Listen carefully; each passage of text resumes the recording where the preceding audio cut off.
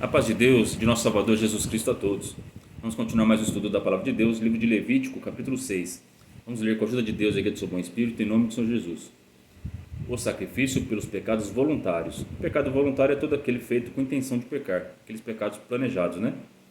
Falou mais o Senhor a Moisés, dizendo: quando alguma pessoa pecar e transgredir contra o Senhor e negar ao seu próximo o que se lhe deu em guarda, ou seja, alguém te emprestou alguma coisa. Quando essa pessoa vai pedir de volta, você nega devolver para ela.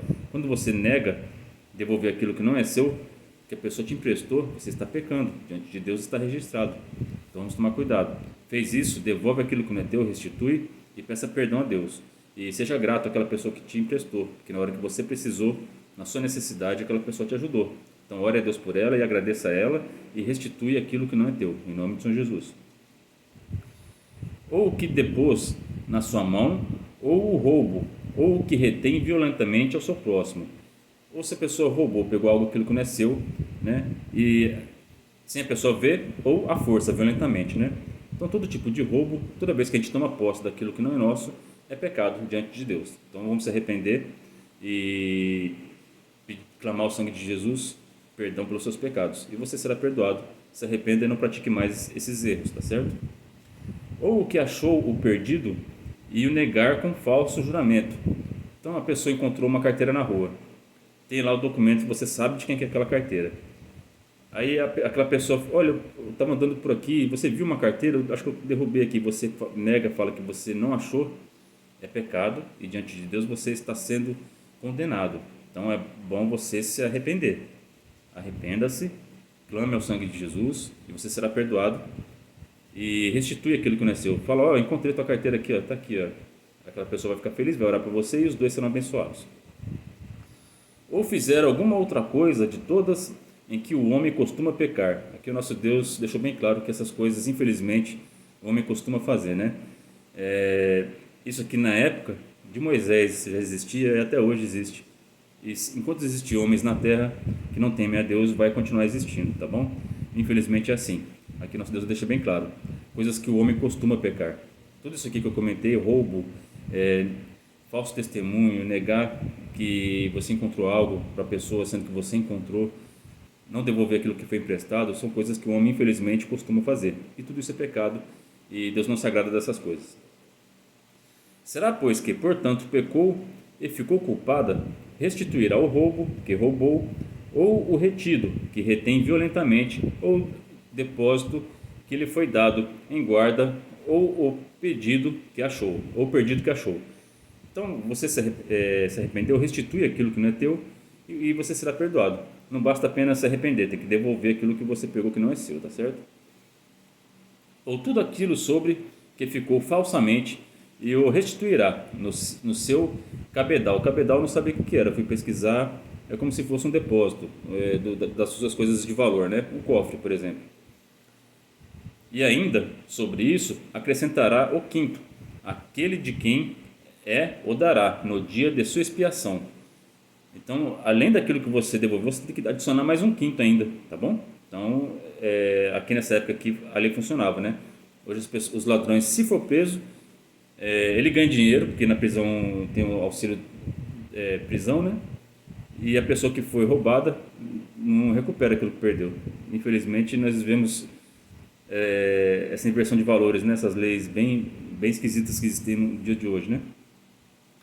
E se a sua expiação trará ao Senhor um carneiro sem mancha de rebanho, conforme a tua estimação, para a expiação da culpa trará ao sacerdote. E o sacerdote fará expiação por ela diante do Senhor e será perdoado de qualquer de todas as coisas que fez, sendo culpada nelas. Então, todos esses pecados que eu comentei aqui têm perdão. Tá? Então, não fiquem julgando quem está preso, não. Todos eles que estão lá, eles têm chance, tá bom? É necessário, em vez da gente ficar falando que eles têm que não tem salvação, vai lá pregar a palavra de Deus para eles, porque eles precisam. Foi para essas pessoas que Jesus veio. Ele veio para os pecadores, tá certo? Então vamos ter misericórdia, né? Em Hebreus está escrito: lembrai-vos dos presos como se estivessem presos com eles, né? Então vamos tomar cuidado com isso. Então orem por eles, tá certo? Para que eles possam se arrepender e conhecer o caminho da verdade. E aqui esse sistema prisional nosso não funciona. Lá é uma escola, a pessoa entra lá um bandidinho, sai de lá um bandidão. Se fosse que nem no tempo de Moisés aqui, aí eles iam se arrepender muito mais fácil, né? Mas como infelizmente não é dessa maneira, a gente precisa orar por eles e mostrar o caminho e evangelizar essas pessoas. Falou mais o Senhor a Moisés, dizendo: dá ordem a Arão e a seus filhos, dizendo: esta é a lei do holocausto. O holocausto será queimado sobre o altar toda noite, até pela manhã, e o fogo do altar arderá nele. Então aqui tinha que ser contínuo, toda noite. Toda noite nós temos que orar e pedir perdão pelos nossos pecados, tá bom? E o sacerdote vestirá a sua veste de linho e vestirá as calças de linho sobre a sua carne, e levantará a cinza quando o fogo houver consumido o holocausto sobre o altar, e a porá junto ao altar. Depois despirar suas vestes, e vestirá outras vestes, e levará a cinza fora do arraial, para um lugar limpo. O fogo, pois, sobre o altar arderá nele, não se apagará, mas o sacerdote acenderá lenha nele cada manhã, e sobre ele porá em ordem o holocausto, e sobre ele queimará a gordura das ofertas pacíficas. Então esse fogo tinha que ser alimentado todo dia, o sacerdote tinha que estar sempre trabalhando. Nosso Senhor Jesus Cristo está trabalhando todo dia a seu favor para que seus pecados possam ser queimados e perdoados e esquecidos. Mas é necessário que haja arrependimento, tá bom? É necessário levar a oferta ao sacerdote. A nossa oferta nesse tempo era animais, hoje é a nossa oração, é o nosso quebrantamento, é o nosso arrependimento. Leve a Jesus Cristo e Ele vai queimar todos esses pecados no holocausto. A lei da oferta de manjares. Esta é a lei da oferta de manjares. Um dos filhos de Arão a oferecerá perante o Senhor diante do altar. E tomará o seu punho cheio de flor de farinha, da oferta e do seu azeite, e todo o incenso que estiver sobre a oferta de manjares. Então queimará sobre o altar. Cheiro suave é isso, por seu memorial ao Senhor. Então nós devemos fazer essas ofertas de manjares de agradecimento, os louvores, né? Isso sobe como aroma sobe diante do nosso Deus. A gente já viu isso em vídeos passados também, né? E o restante dela comerão Arão e seus filhos. Asmo se comerá no lugar santo, no pátio da tenda da congregação o comerão. Levedado não se cozerá. Sua porção é que lhes dei das minhas ofertas queimadas. Coisa santíssima é, como a expiação do pecado e como a expiação da culpa. Todo varão entre os filhos de Arão comerá da oferta de manjares. Estatuto perpétuo será para as vossas gerações, dentre as ofertas queimadas do Senhor. Tudo o que tocar nelas será santo. Então, tudo que tocasse nas ofertas de manjares seria santo. Então, todas as pessoas, os sacerdotes aqui, eles tinham que tomar muito cuidado com aquilo que era santo, que era sagrado. Tive em vídeos passados também, né? Porque a oferta das ovelhas, que é feita com amor, é sagrado e tem que ser usado, administrado muito bem.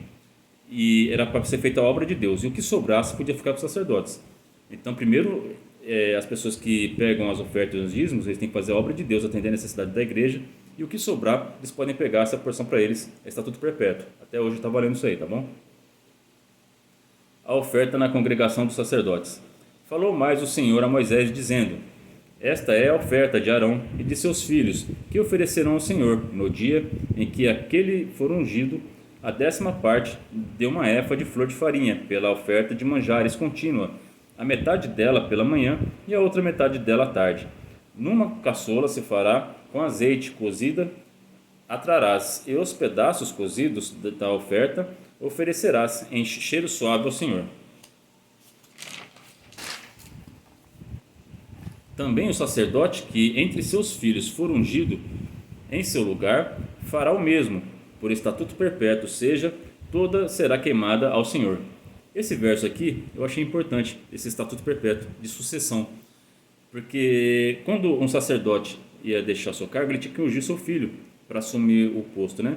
Então nós que somos cristãos, servimos a Deus, nós temos que também ensinar nossos filhos a palavra de Deus, para que a próxima geração possa também continuar fazendo as tarefas, que é evangelizar, tá bom? Nós devemos estar sempre evangelizando, porque senão o cristianismo vai cada vez perder seu espaço, como está acontecendo nos dias de hoje. Cada vez que passa, mais pessoas que não creem em Deus aumentam e outras religiões aumentam, e o cristianismo cada vez diminui mais. Por quê? Porque não tem esse cuidado de fazer esse estatuto perpétuo, de ungir novos sacerdotes. Então nós devemos estar sempre ungindo novos sacerdotes. Como? Orando, abençoando e ensinando a palavra de Deus à sua família e ao seu próximo, para que essa palavra, essa obra de Deus, a graça santa de Jesus Cristo, possa alcançar os 4 cantos da terra. E também quando eu li essa passagem eu me lembrei que eu vou ler de novo aqui para você ver se tem alguma coisa a ver com esse texto aqui, se vocês concordam comigo. Também o sacerdote que entre seus filhos for ungido em seu lugar fará o mesmo por estatuto perpétuo, toda será queimada ao Senhor.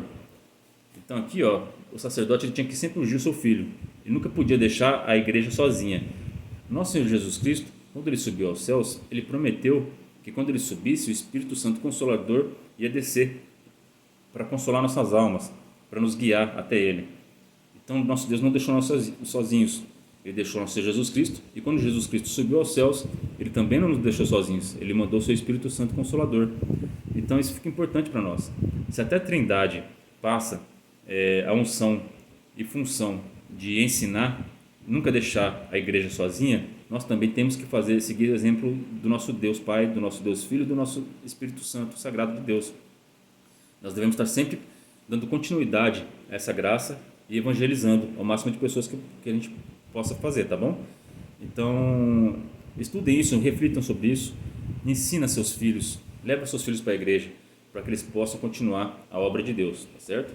Porque o nosso Deus nunca nos deixou sozinho, nós também não podemos deixar nossos filhos sozinhos, aprendendo coisas que não agradam a Deus. Nós devemos ensinar a eles o caminho reto, o caminho estreito que leva à salvação, que é Jesus Cristo. Assim, toda a oferta do sacerdote totalmente será queimada, não se comerá. A lei da expiação do pecado. Falou mais o Senhor a Moisés, dizendo: Fala a Arão e a seus filhos, dizendo: Esta é a lei da expiação do pecado. No lugar onde se degola o holocausto, se degolará a oferta pela expiação do pecado. Perante o Senhor, coisa santíssima é. O sacerdote que, a oferecer pelo pecado, a comerá. No lugar santo se comerá, no pátio da tenda da congregação. Tudo que tocar a sua carne será santo. E espargir alguém do seu sangue sobre a sua veste, lavarás aquilo sobre que caiu no lugar santo. E o vaso de barro em que for cozido será quebrado, porém, se for cozido em um vaso de cobre, esfregar-se-á e lavar-se-á na água.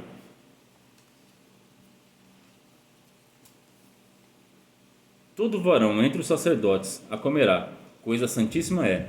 Porém, nenhuma oferta pela expiação de pecado, cujo sangue se traz à tenda da congregação para expiar no santuário, se comerá no fogo, será queimado.